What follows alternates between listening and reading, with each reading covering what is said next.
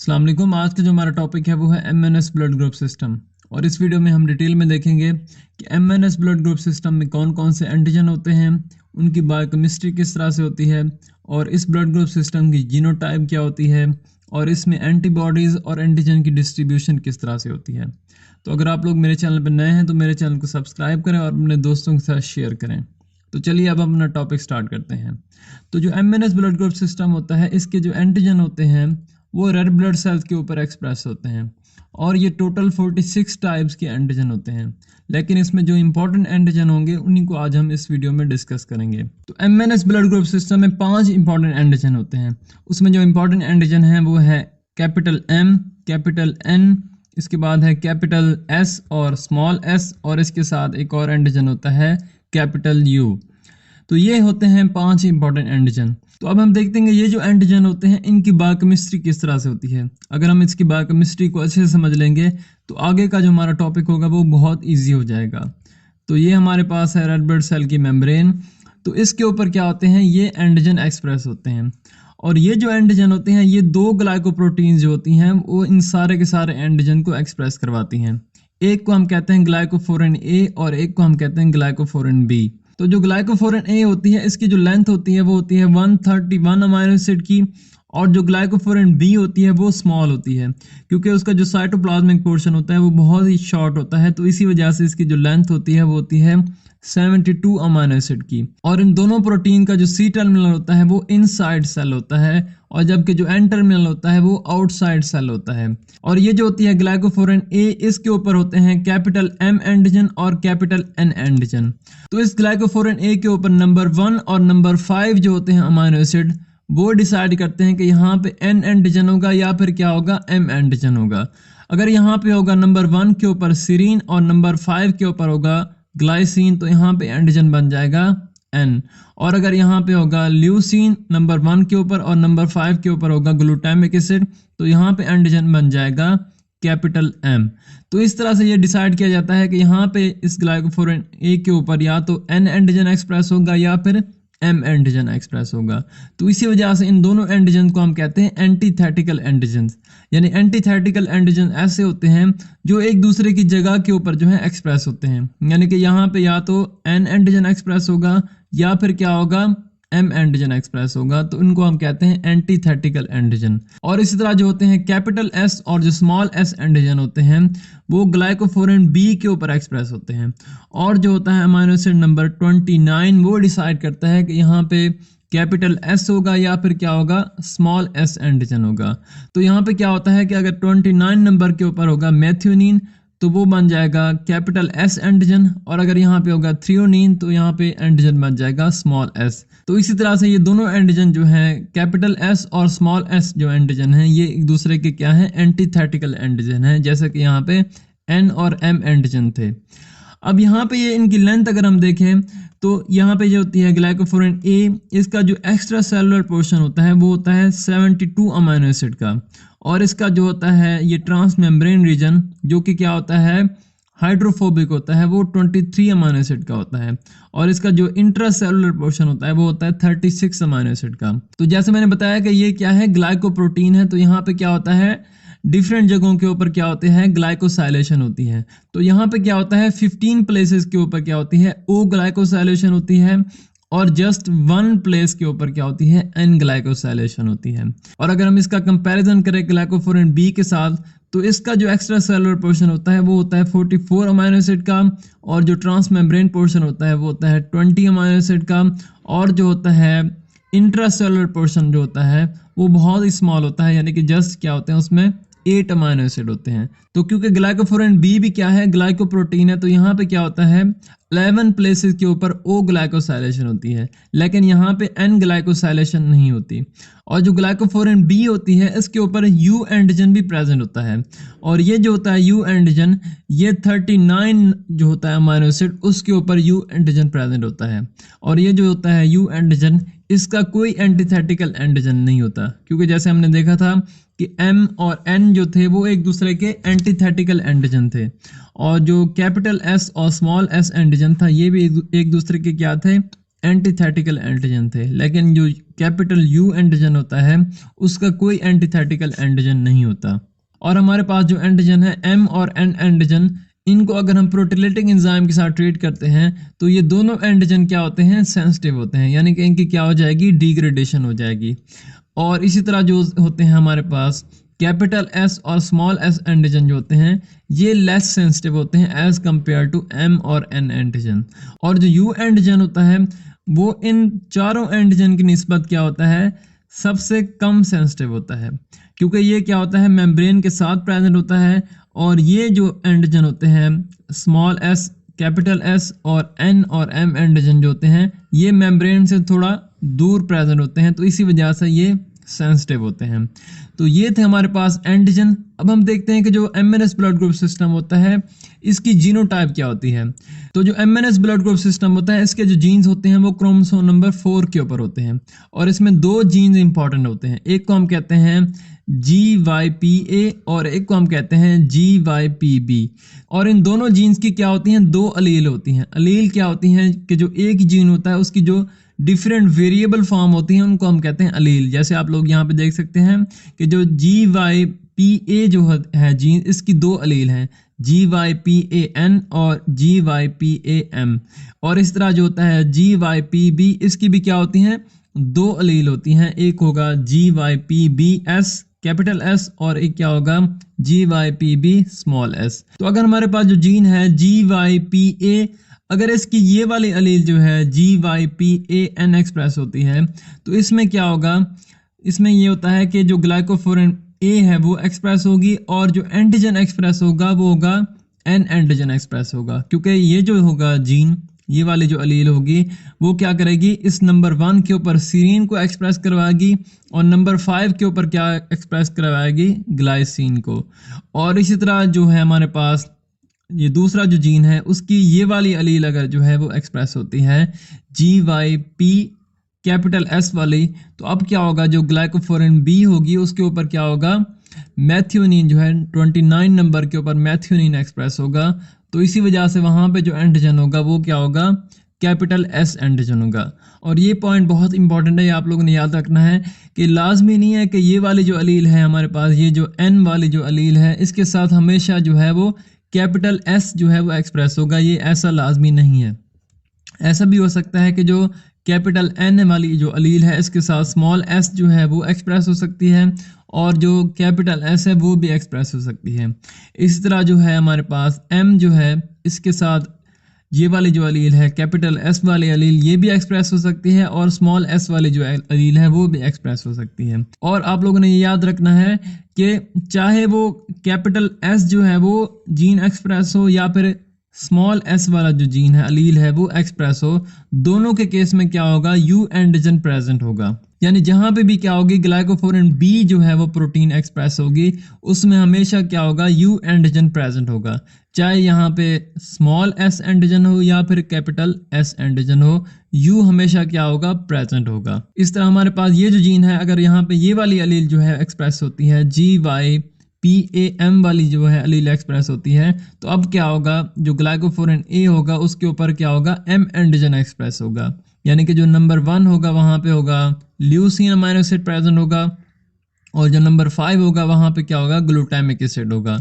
और इसी तरह हमारा जो दूसरा जीन है उसकी जो अलील है GYPB स्मॉल s अगर यहाँ पे एक्सप्रेस होती है तो अब क्या होगा, जो हमारे पास ग्लाइकोफोरेन B है वहाँ पे क्या होगा, अब मैथ्योनिन नहीं होगा बल्कि क्या होगा, थ्रियोनिन होगा। तो अब यहाँ पे जो हमारे पास एंटीजन होगा वो क्या होगा, स्मॉल s एंटीजन होगा। और जैसे मैंने आप लोगों को बताया कि यू एंटीजन प्रेजेंट होगा, चाहे स्मॉल s एंटीजन एक्सप्रेस हो या फिर कैपिटल S एंटीजन एक्सप्रेस हो, दोनों केसेस में क्या होगा, यू एंटीजन हमेशा प्रेजेंट होता है। तो एमएनएस ब्लड ग्रुप सिस्टम की जीनोटाइप में कभी क्या हो जाती है, प्रॉब्लम आ जाती है during crossing over. Crossing over कब होती है कि जब मियोसिस होती है तब क्या होती है, क्रॉसिंग ओवर होती है। और मियोसिस कब होगी, जब स्पर्म या एग की प्रोडक्शन हो रही होती है तब होती है मियोसिस। और क्रॉसिंग ओवर में क्या होता है कि जो दो लिंक्ड जीन्स होते हैं वो एक दूसरे के साथ ही हमेशा क्या होते हैं, प्रेजेंट होते हैं। जैसे आप लोग यहाँ पे देख सकते हैं कि यहाँ पे है GYPA जो जीन है और GYPB जो जीन है वो एक दूसरे के साथ प्रेजेंट है, यानी कि ये दूसरे के क्या है, लिंक्ड जीन है। तो जब मियोसिस में क्रॉसिंग ओवर होती है उससे पहले क्या होता है कि जो क्रोमोसोम होते हैं वो क्या हो जाते हैं, डुप्लीकेट हो जाते हैं। यानी कि आप लोग यहाँ पे देख सकते हैं कि ये जो क्रोमोसोम है ये उसको फर्ज करें फादर से मिला था, और ये दूसरा क्रोमोसोम है जो उसको मदर से मिला था। तो ये जो क्रोमोसोम है ये क्या हो जाएगा, डुप्लीकेट हो जाएगा, यानी कि ये उसका डुप्लीकेटेड पोर्शन है। तो ये दोनों क्रोमोसोम क्या होंगे, एक दूसरे के आइडेंटिकल होंगे। इस तरह ये दोनों क्रोमोसोम क्या होंगे, एक दूसरे के आइडेंटिकल होंगे। और ये जो दो क्रोमोसोम है, ये वाला और ये वाला जो क्रोमोसोम है, ये एक दूसरे के क्या होंगे, होमोलोगस क्रोमोसोम होंगे। अब क्योंकि ये दोनों क्रोमोसोम क्या है, आइडेंटिकल हैं, तो यहाँ पे जो जीन्स होंगे वो भी क्या होंगे, एक जैसे होंगे। यहाँ पे मैंने उसको कलर से शो किया हुआ है। यहाँ पे देखें एक ही कलर है, और यहाँ पे भी जीन्स का क्या है, एक ही कलर है। और यहाँ पे क्या होगा, यहाँ पे जो जीन्स होंगे वो इससे डिफरेंट होंगे, क्योंकि ये जो जीन्स हैं वो उसको मदर से मिले थे, लेकिन ये एक दूसरे के क्या हैं, आइडेंटिकल हैं। तो यहाँ पे जीन्स एक जैसे होंगे। यहाँ पे आप देख सकते हैं ये दोनों एक ही कलर के हैं, और यहाँ पे भी दोनों जीन्स क्या हैं, GYPB जो है वो एक ही कलर के हैं। तो क्रॉसिंग ओवर में क्या होता है कि ये दो जो जीन्स होते हैं या जो पोर्शन होता है क्रोमोसोम का वो क्या हो जाता है, एक्सचेंज हो जाता है। तो आप यहाँ पे देख सकते हैं कि यहाँ पे ये जो जीन्स थे वो पहले यहाँ पे थे, अब वो यहाँ से मूव होके यहाँ पे आ गए हैं। और इस तरह ये वाला जो जीन्स थे वो पहले यहाँ पे थे, अब मूव होके यहाँ पे आ गए हैं। तो इसको हम कहते हैं क्रॉसिंग ओवर। तो एमएनएस ब्लड ग्रुप सिस्टम में क्या होता है, सम टाइम क्या होता है कि क्रॉसिंग ओवर जो है वो सही तरह से नहीं हो पाती। इसको मैं इस तरह से समझाता हूँ कि हमारे पास जो जीन्स थे वो क्रॉसिंग ओवर से पहले उनकी डिस्ट्रीब्यूशन कुछ इस तरह से थी। यानी कि आप लोग देख सकते हैं कि हमारे पास जो GYPA जो जीन था वो बिल्कुल उसके आमने सामने था GYPA के, जो दूसरा हमारे पास था होमोलोगस क्रोमोसोम। यानी कि आप देख सकते हैं कि ये एक दूसरे के पैरेलल थे, और ये दोनों जो जीन्स थे GYPB और जो दूसरा था हमारे पास GYPB जीन, ये भी एक दूसरे के क्या थे, पैरेलल थे। तो अब जब क्रॉसिंग ओवर हुई थी तो क्या हो गया था, यहाँ पे ये दोनों एक दूसरे के साथ एक्सचेंज हो गए थे। लेकिन एमएनएस ब्लड ग्रुप सिस्टम में क्या होता है कि यहाँ पे जो अरेंजमेंट होती है जीन्स की वो सही तरह से नहीं हो पाती। यानी कि नॉर्मली क्या होता है कि जो GYPA जो होता है जीन एक क्रोमोसोम के ऊपर, वो बिल्कुल क्या होता है, उसके अपोजिट होगा GYPA जीन जो कि दूसरे क्रोमोसोम के ऊपर प्रेजेंट होता है। लेकिन इस केस में क्या हुआ है कि यहाँ पे अरेंजमेंट डिफरेंट हो गई है। अब क्या हुआ है, GYPA जो जीन है वो अपोजिट आ गया है GYPB के। तो अब जब क्रॉसिंग ओवर होगी तो अब क्या होगा, सही तरह से क्रॉसिंग ओवर नहीं होगी, बल्कि क्या होगा, जो दोनों जीन्स हैं GYPA जीन और GYPB जीन है वो एक दूसरे में क्या हो जाएंगे, फ्यूज हो जाएंगे, क्योंकि यहाँ पे क्रॉसिंग ओवर सही तरह से नहीं हुई है। यानी कि अब यहाँ पे जो जीन बन जाएगा वो हाइब्रिड बन जाएगा। तो आप लोग यहाँ पे देख सकते हैं कि यहाँ पे जो B पोर्शन था जीन्स का वो ज़्यादा यहाँ पे फ्यूज हो गया है, और जो A जीन था वो यहाँ पे क्या हुआ है, कम फ्यूज हुआ है। और इस तरह से भी हो सकता है कि जो हमारा A जीन है वो ज़्यादा फ्यूज हो जाए और जो B जीन है वो कम फ्यूज हो जाए। और तीसरी पॉसिबिलिटी ये भी हो सकती है कि हमारे पास जो जीन हैं जो यहाँ पे फ्यूज हुए हैं वो उनके दोनों साइड पे GYPB जीन है, यहाँ पे भी और यहाँ पे भी, और जो सेंटर है वहाँ पे जो जीन है वो प्रेजेंट है GYPA। तो ये जो तीनों पॉसिबिलिटीज़ हैं जिसमें क्रॉसिंग ओवर सही तरह से नहीं हुई है, यानी कि यहाँ पे जो हाइब्रिड फॉर्म बन गई है जीन्स की, तो इस केस में क्या होगा, हमारे पास जो प्रोटीन बनेगी वो नॉर्मल नहीं बनेगी।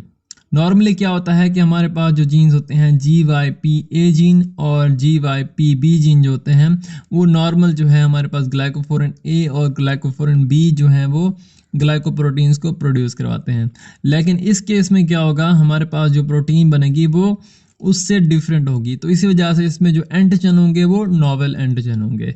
तो ये थी हमारे पास एमएनएस ब्लड ग्रुप सिस्टम की जीनोटाइप। अब हम देखते हैं कि जो एमएनएस ब्लड ग्रुप सिस्टम होता है उसमें एंटीजन और एंटीबॉडीज की डिस्ट्रीब्यूशन किस तरह से होती है। अगर तो हमारे पास जो इंडिविजुअल है उसकी जो जीनोटाइप है उसमें क्या है, दोनों जो अलील हैं वो एन टाइप्स की हैं, यानी कि GYPAN एक क्रोमोसोम के ऊपर है, दूसरे पे भी क्या है GYPAN है।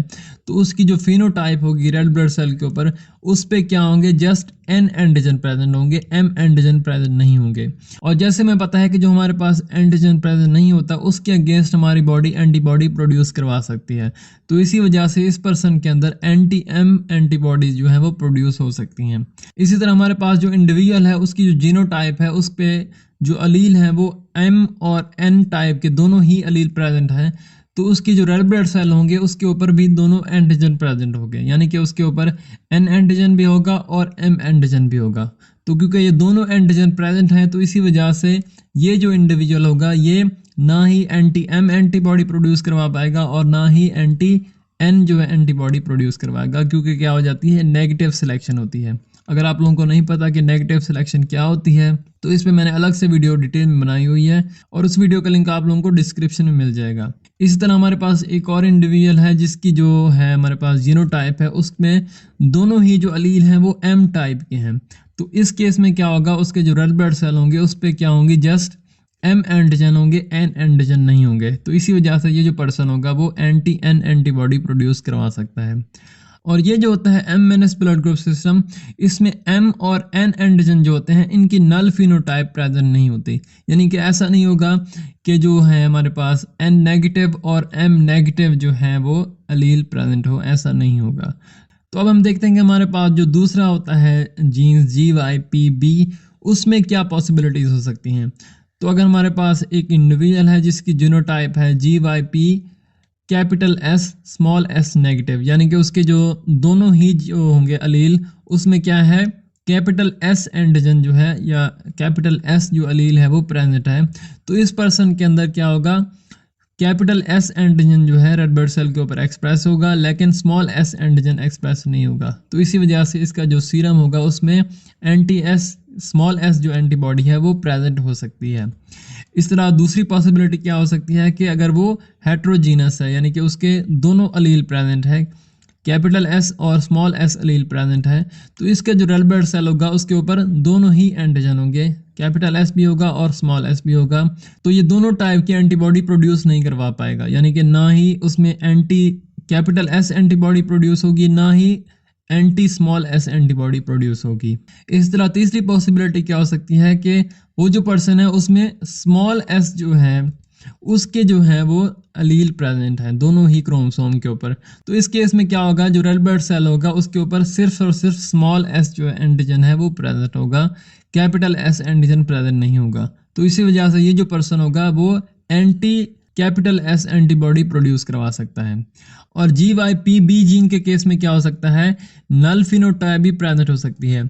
उस केस में क्या होता है कि जो दोनों जीन्स होते हैं कैपिटल S और जो स्मॉल s जो होते हैं जीन्स, वो दोनों क्या हो जाते हैं, डिलीट हो जाते हैं।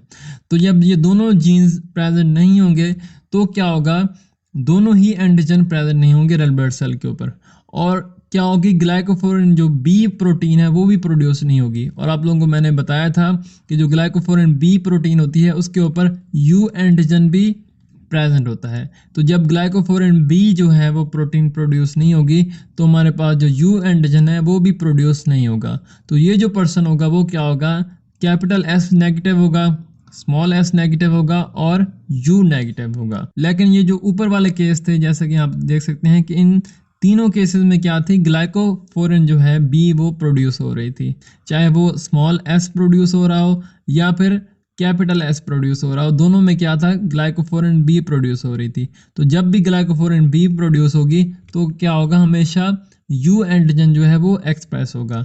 लेकिन इस केस में क्या हो रहा है, ग्लाइकोफोरिन B जो है वो प्रोड्यूस नहीं हो रही, तो इसी वजह से यहाँ पे U एंटीजन भी क्या होगा, एक्सप्रेस नहीं होगा। तो इसी वजह से यहाँ पे तीनों एंटीजन जो है वो प्रेजेंट नहीं होंगे। तो इसी वजह से ये जो पर्सन होगा ये तीनों टाइप की जो है वो एंटीबॉडी प्रोड्यूस करवा सकता है, यानी कि एंटी कैपिटल S भी प्रोड्यूस करवा सकता है, एंटी स्मॉल s भी, और एंटी U एंटीबॉडी भी प्रोड्यूस करवा सकता है। और अगर हम इन एंटीबॉडीज़ की नेचर को देखें तो जो एंटी M और एंटी N एंटीबॉडीज़ होती हैं इनकी नेचर होती है IgG और IgM। और ये जो एंटीबॉडीज़ होती हैं ये कॉम्प्लीमेंट सिस्टम को एक्टिवेट नहीं करवा सकती, और ये जो एंटीबॉडीज़ होती हैं ये 37 सेंटीग्रेड से नीचे रिएक्ट करती हैं।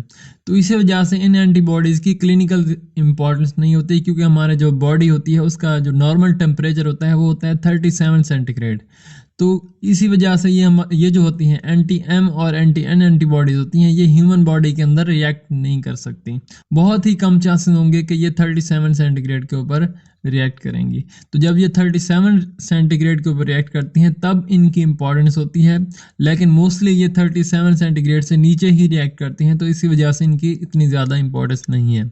लेकिन जो होती हैं हमारे पास एंटी स्मॉल एस और एंटी कैपिटल एस और एंटी यू जो एंटीबॉडीज़ होती हैं उनकी नेचर होती है IgG, और ये दोनों जो है एंटीबॉडी ये तीनों जो एंटीबॉडीज़ होती हैं ये कॉम्प्लीमेंट सिस्टम को एक्टिवेट करवा सकती हैं और ये 37 सेंटीग्रेड के ऊपर रिएक्ट करती हैं।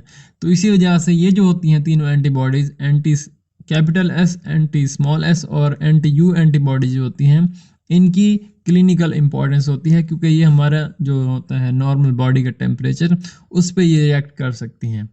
तो ये था MNS blood group system. I hope आप लोगों को आज का जो टॉपिक है ये समझ आया होगा। अगर आप लोगों को मेरी वीडियो अच्छी लगी है तो मेरे चैनल को सब्सक्राइब करें, अपने दोस्तों के साथ शेयर करें। वीडियो देखने का शुक्रिया। अल्लाह हाफिज़, मिलते हैं नेक्स्ट वीडियो में।